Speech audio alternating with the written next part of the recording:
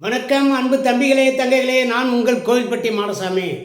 மாணவ கண்மணிகளே, போட்டித் தேர்வுகளில் கணிதத்தில் கேட்கப்படுகின்ற அனைத்து கேள்விகளுக்கும் சரியாக விடையளித்து முழுமையான மதிப்பெண் ஸ்கோர் பண்ணுறது அப்படிங்கிற ஒரு நோக்கத்தோடு நம்ம தனிவட்டி கணக்குகள் ஆரம்பித்து அதை பார்த்து முடிச்சிட்டோம். ஒரு 3 வீடியோ போட்டிருக்கோம். இப்போ கூட்டு வட்டி கண்டுபிடிக்கிறது எப்படி அப்படின்னு சொல்லி ஒரு 2 வீடியோ நேற்றுக்கு முந்தின நாள் போட்டோம். இது 3வது வீடியோ, கூட்டு வட்டி கணக்கிடுதல். இன்றைக்கு கூட்டு வட்டி கணக்கிடுதலில் அடுத்த மாடல், அதை எப்படி செய்கிறது என்ன அப்படிங்கிறத நம்ம தெளிவாக இந்த வீடியோவில் பார்ப்போம். வீடியோவை ஸ்கிப் பண்ணாமல் கடைசி வரைக்கும் பாருங்கள் மாணவ கண்மணிகளே. கூட்டு வட்டி கணக்கிடுதல் 9வது கணக்கு. ரூபாய் 18,000க்கு 10% வட்டி விகிதத்தில் 3 ஆண்டுகளுக்கு கிடைக்கும் கூட்டு வட்டி ஆண்டுக்கு ஒரு முறை கணக்கிடுக. ஆண்டுக்கு ஒரு முறை, அதாவது இன்றைய வீடியோவில் நம்ம பார்க்க போகிற கணக்குக கூட்டு வட்டியை ஆண்டுக்கு ஒரு முறை கணக்கிடுக அப்படின்னு கேட்டிருப்பாங்க, அரையாண்டுக்கு ஒரு முறை கணக்கிடுக அப்படின்னு கேட்டிருப்பாங்க, காலாண்டுக்கு ஒரு முறை கணக்கிடுகன்னு கேட்டிருப்பாங்க. இந்த 3 வகையான கணக்கை இன்றைக்கு ஒரே வீடியோவில் நம்ம பார்க்க போகிறோம். ரொம்ப தெளிவாக பார்க்க போகிறோம். முதல் கணக்கு ஆண்டுக்கு ஒரு முறை கணக்கிடுதல். இதை எப்படி செய்கிறது அப்படின்னு சொல்லித்தரேன், நல்லா கவனிங்க. இப்போ அசல் 18,000 ரூபா, அசல் 18,000, எண்ணு ஆண்டுகள் 3 வருஷம், ஆர் வட்டி வீதம் 10%. இது கூட்டு வட்டி ஆண்டுக்கு ஒரு முறை கண்டுபிடின்னு சொல்கிறாங்க. ஆண்டுக்கு ஒரு முறை. இது ஒன்றும் இல்லை மாணவ கண்மணியில். ஆண்டுக்கு ஒரு முறைனா சாதாரணமாக நம்ம கூட்டு வட்டி ஒரு வருஷத்துக்கு ஒருக்கா பார்ப்போம் பார்த்தீங்களா, அது முதல் வருஷம் கண்டுபிடிச்சிட்டு 2வது வருஷம் அதை கூட கூட்டிக்கிறோம்ல, அதுதான் இது ஆண்டுக்கு ஒரு முறை கண்டுபிடிக்கிறது. கவனிங்க, நம்ம எப்பயும் போல் ஷார்ட்கட் மெத்தடு 3-3-1 மெத்தடை நம்ம ஃபாலோ பண்ணிடுவோம். 3-3-1 மெத்தடு. இப்போ இங்கே பாருங்கள், இந்த கணக்கில் நான் இந்த போட்டெல்லாம் பார்க்காம அப்படியே நேரடியாக சொல்ல போகிறேன். 18,000க்கு 10%னாக்க இந்த ஒரு சேவரை மறைச்சிக்கிறங்க, 1800. சரி, இந்த 1800க்கு 10% அப்படின்னா இது செகண்ட் ஸ்டேஜ். இது ஃபஸ்ட்டு ஸ்டேஜ், இது செகண்ட் ஸ்டேஜ், இது தேர்ட் ஸ்டேஜ். இப்படி 3 ஸ்டேஜாக நம்ம கண்டுபிடிப்போம். இந்த 1800க்கு 10% கண்டுபிடிச்சோம் அப்படின்னாக்கா இது 180. இது 180. அடுத்து 180க்கு 10%னா ஒரு சேவரை மறைச்சிக்கணும், 18. மாணவ கண்மணிகளே, இது இங்கே கவனிங்க, 18,000 அப்படின்னு போட்டு 10% அப்படின்னு போட்டு இப்படி அடித்தா 1800 வரும். அதுக்கு பதிலாக ஒரு சேவரை மறைச்சிக்கலாம்.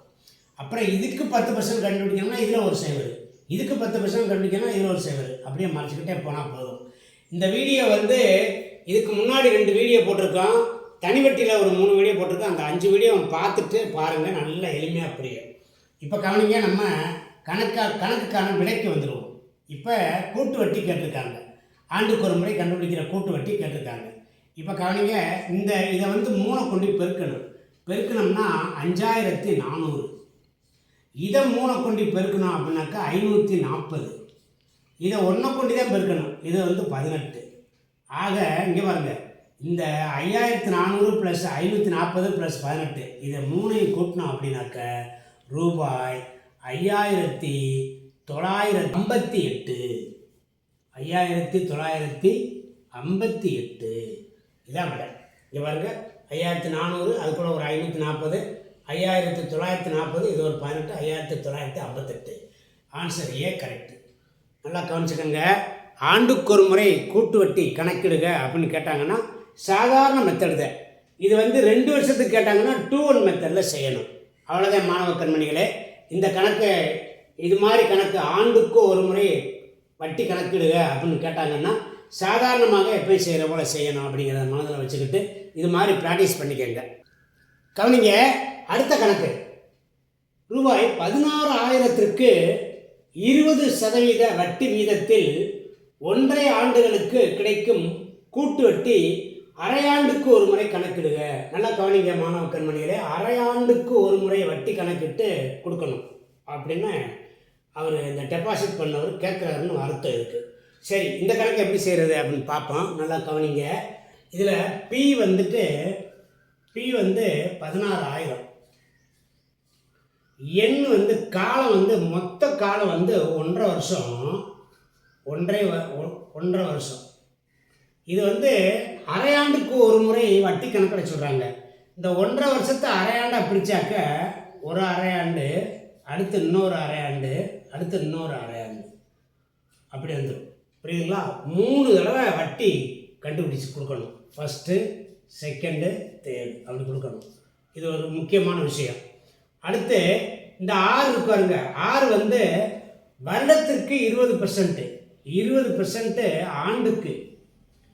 அப்போ வட்டி எப்படி கணக்கிட சொல்கிறாங்க? அரையாண்டுக்கு ஒரு முறை. அப்போ இதில் பாதி அரையாண்டு அப்படின்னு கொடுத்தாச்சுன்னா இதை என்ன செய்யணும்னா 20 2ஆல் வகுத்தோம்னா 10% தான் வந்து வட்டி கணக்கு போடணும்.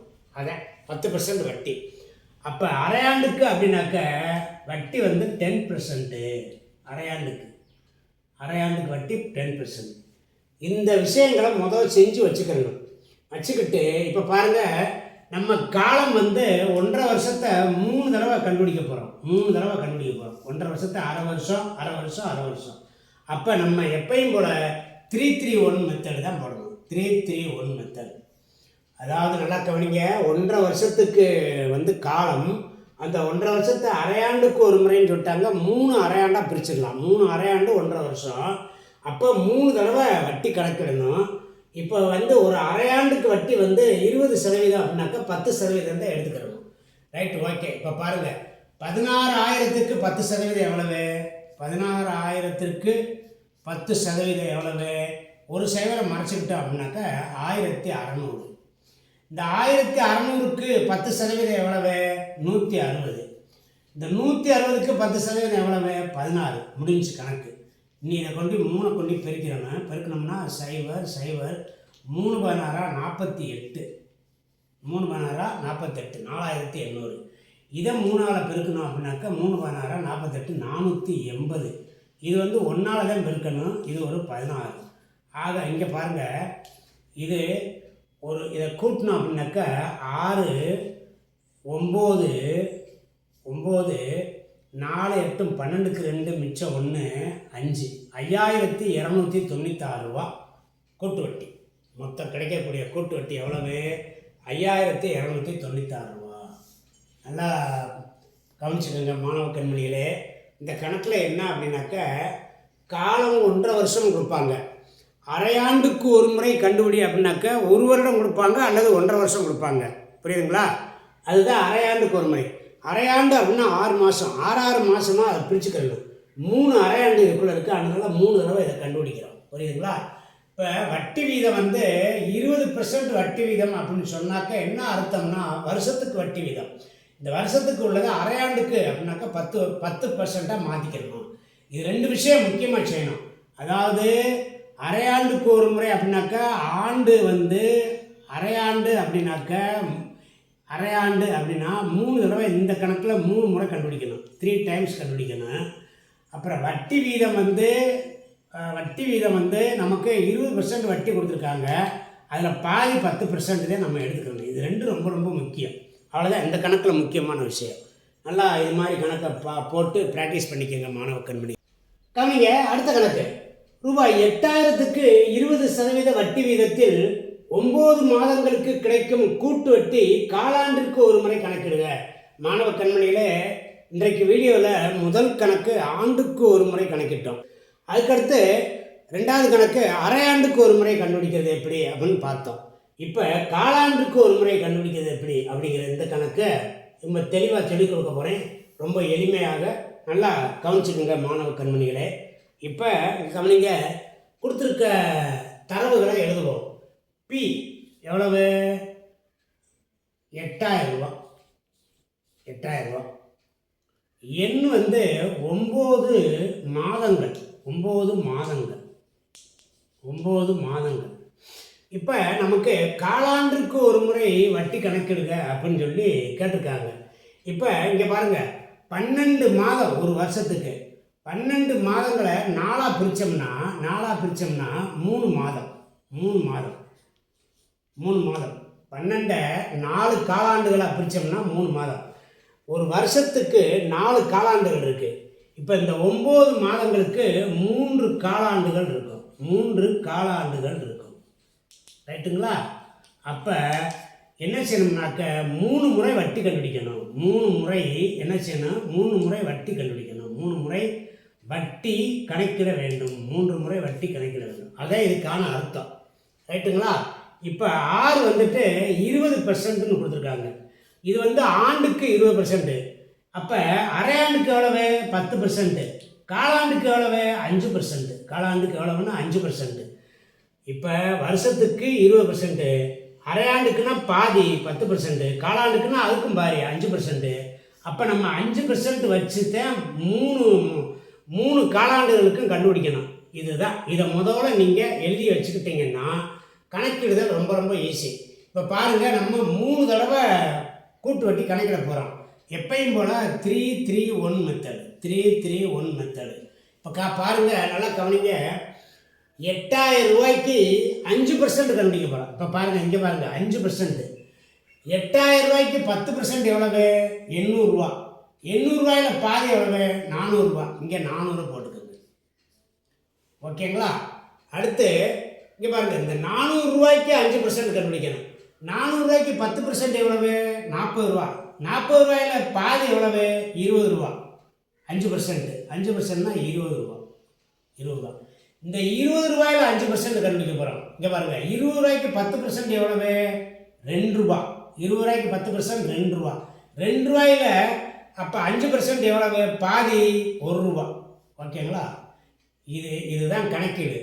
இப்போ இதை வந்து என்ன பண்ணுறோம்? இதை 3ஆல் பெருக்கிறோம். 1200. இதையும் 3ஆல் பெருக்கிறோம். இது 2 6 60. 60. இதை 1ஆல் பெருக்கணும்னா 1. 1261 ரூபா. இதுதான் கூட்டு வட்டி. ரூபாய் 1261. மாணவ கண்மணிகளே, இப்போ இங்கே பாருங்கள், இதில் உங்களுக்கு டவுட் ஏதாவது இருந்துச்சுனாக்க 8000 ரூபாய்க்கு இந்த பாருங்கள், இங்கே போடுறேன். 8000 ரூபாய்க்கு 5% கண்டுபிடிக்கணும்னா பை 100. இந்த 100 இப்படி 2ஆல் அடிச்சிட்டோம்னா 8 40 400 ரூபா வருதா? அதைத்தான் நான் வந்து இங்கே ஷார்ட்கட்டாக சொல்லியிருக்கேன். பொதுவாகவே இந்த 8000 ரூபாங்கிறது 100%. நல்லா கவனிங்க, இந்த 8000 ரூபாங்கிறது 100%. அதில் 10% வேணும்னா ஒரு சேவரை மறைச்சிக்கணும், 800 ரூபா. 5% வேணும்னாக்கா இதில் பாதி ஆக்கணும். அவ்வளோதான். இவ்வளோதான் எனக்கு கணக்கு. இப்போ இங்கே பாருங்கள், இந்த 400 ரூபாய்க்கு 5%னாக்க இங்கே பாருங்கள், 400 ரூபாய்க்கு 5%னா ஒரு சேவரை மறைச்சிக்கிட்டு இதில் பாதி ஆக்கிடணும். இப்போ கவனிக்கிறேன், 400 ரூபாய்க்கு 5% கண்டுபிடிச்சி காட்டுறேன் பாருங்கள். 400 ரூபாய்க்கு 5%, 4 20 வந்துருச்சா? இப்போ 20 ரூபாய்க்கு 5%, 20 ரூபாய்க்கு 5% கண்டுபிடிச்சோம்னா இப்போ ஒரு சேவர் அடிச்சிட்டோம். 2 10, இங்கே கீழையும் 10 மேலையும் 10, அப்போ 1 விட. ரைட்டுங்களா? இவ்வளோதான். இதே கால்குலேஷன். ரொம்ப ஈஸியாக எளிமையாக காலாண்டிற்கு ஒரு முறை அப்படிங்கிற கணக்கு கேட்டாங்க அப்படின்னாக்க 20% வட்டி விதம் மாறிடுச்சுன்னா இது வந்து அரையாண்டுக்கு 10%, காலாண்டுக்கு 5%, அந்த மாதிரி போட்டு கணக்கு போடணும். இதுதான் வந்து இன்றைக்கு வீடியோவில் ரொம்ப ரொம்ப முக்கியமாக டிஎன்பிஎஸ்சி மற்றும் போட்டித் தேர்வுகளில் கூட்டு வட்டினா சாதாரணமாக கூட்டு வட்டி கேட்க மாட்டாங்க. அரையாண்டுக்கு ஒரு முறை வட்டி கணக்கிடுங்க, காலாண்டுக்கு ஒரு முறை வட்டி கணக்கிடுங்க, இப்படித்தான் கேட்பாங்க. இந்த வீடியோவில் உள்ள கணக்கு தான் வந்து போட்டித் தேர்வுகளில் அதிகமாக இடம்பெறும் மாணவ கண்மணி. அதனால் நல்லா வந்து ப்ராக்டிஸ் பண்ணிக்கோங்க. அடுத்து இன்னொரு கணக்கு பார்த்துருவோம். கவனிங்க, 12வது கணக்கு. ரூபாய் 10,000க்கு 10% வட்டி வீதத்தில் 1.5 ஆண்டுகளுக்கு கிடைக்கும் கூட்டு வட்டி அரையாண்டுக்கு ஒரு முறை கணக்கிடுக. மாணவ கண்மணிகளே, அரையாண்டுக்கு ஒரு முறை கணக்கிடுக கணக்கு ஏற்கனவே இந்த வீடியோவில் 2வது கணக்கு நம்ம பார்த்தோம். இந்த கணக்கு ஏன் மறுபடியும் அரையாண்டுக்கு ஒரு முறை கொடுத்துருக்கேன் அப்படின்னாக்க, இதில் வட்டி 10% கொடுத்ததுனால இந்த கடைசியாக கண்டுபிடிக்க வேண்டிய அந்த தொகை வந்து ஒரு ஃப்ராக்ஷனில் வரும், அதாவது மெய்யனில் வரும். அதுக்காக வேண்டி இந்த வீடியோவில் வந்து இதை சேர்த்துருக்கேன். இப்போ கவனிங்க, முதல்ல தரவு எடுத்து எழுதிடுவோம். பி வந்து 10,000 ரூபா. பி 10,000 ரூபா. எண் வந்து 1.5 வருஷம், 1.5 ஆண்டுகள். இந்த 1.5 ஆண்டுகளை என்ன சொல்லியிருக்காங்கன்னா அரையாண்டுக்கு ஒரு முறை கண்டுபிடின்னு சொல்லியிருக்காங்க. 1.5 வருஷத்தை 3 அரையாண்டுகளாக பிரிச்சிடலாம். அரையாண்டு அப்படின்னு பிரித்தோம்னா 3 முறை வட்டி கண்டுபிடிக்கணும். 3 முறை வட்டி கண்டுபிடிக்கணும். அதான் எனக்கு அர்த்தம். சரி, அரையாண்டுகள் ரைட்டுங்களா? சரி, இப்போ வட்டி வீதம் எவ்வளவுனா 10%. இது 1 வருஷத்துக்கு 10%. அரையாண்டுக்கு எவ்வளவு? அரையாண்டுக்கு 5%. அப்போ நம்ம 5% வட்டி தான் எடுக்கணும். 5% வட்டி தான் நம்ம இதில் எடுத்துக்கணும். சரிங்க, இப்போ கணக்கு போயிடுவோம். இது 3 தடவை கண்டுபிடிக்கிறதுனால 3-3-1 மெத்தடு. 3-3-1 மெத்தட். இப்போ கவனிங்க, 10,000 ரூபா அசல். இந்த 10,000 ரூபாங்கிறது 100%. இதில் 10% ஒரு சேவரை மறைச்சிக்கிறணும். அதில் பாதி 5%, 500 ரூபா. நல்லா கவனிங்க, இங்கே பாருங்க, 10,000 ரூபாய்க்கு 5% கண்டுபிடிக்கணும்னா ஒரு சேவரை மறைச்சிக்கிட்டா 10%, இது 1000 ரூபா. இந்த 1000 ரூபாயில் பாதி 500 ரூபா. இப்படி போட்டாலும் சரி, அல்லது நீங்கள் எப்பயும் போல் இங்கே பாருங்க 5ன்னு போட்டு 100ன்னு கீழே போட்டு இதை அடிச்சுட்டு பெருக்குனாலும் சரி, எல்லாமே ஒன்றுதே. இப்போ இந்த 500 ரூபாய்க்கு 5%, இங்கே பாருங்க, 500 ரூபாயை இப்படி மறைச்சிக்கிட்டிங்கன்னா இது 10%, 50 ரூபா. 50 ரூபாயில் பாதி 20 எவ்வளவு? 25 ரூபா. 25 ரூபா தான் 5%. இங்கே பாருங்களேன், 500 × 5/100, 2 சேவல் அடிச்சா 5 25 ரைட்டுங்களா? இப்போ இந்த 25 ரூபாய்க்கு 5% கண்டுபிடிக்கணும். 25 ரூபாய்க்கு 5% கண்டுபிடிச்சோம்னா 25 ரூபாய்க்கு 10% கண்டுபிடிச்சோம்னா 2 ரூபா. 2 ரூபா 50 பைசா. இந்த வரைக்கும் பாருங்க, 2 ரூபா 50 பைசா. இதில் பாதி எவ்வளவு? 1 ரூபா 25 பைசா. கணக்கு இப்படி போட்டாலும் சரி, அல்லது இங்கே பாருங்க, 25 × 5/100ன்னு போட்டுக்கோங்க. இதை என்ன செய்யணும்னா 5×25 125. இங்கே 2 சைவர் இருக்கிறதுனால இங்கே பின்னாடி இந்த பக்கம் 2 ஸ்தானம் தள்ளி புள்ளி வைக்கணும். 1.25 ரூபா. இப்படியெல்லாம் நீங்கள் கணக்கு போட்டு பார்க்குறதுக்கு பதிலாக இங்கே பாருங்கள், 25 ரூபாயில் 10% 2 ரூபா. 2 ரூபா 50 பைசா. அதில் பாதி 5%ங்கிறது 1 ரூபா 25 பைசா. இது 1 ரூபாய் 25 பைசா.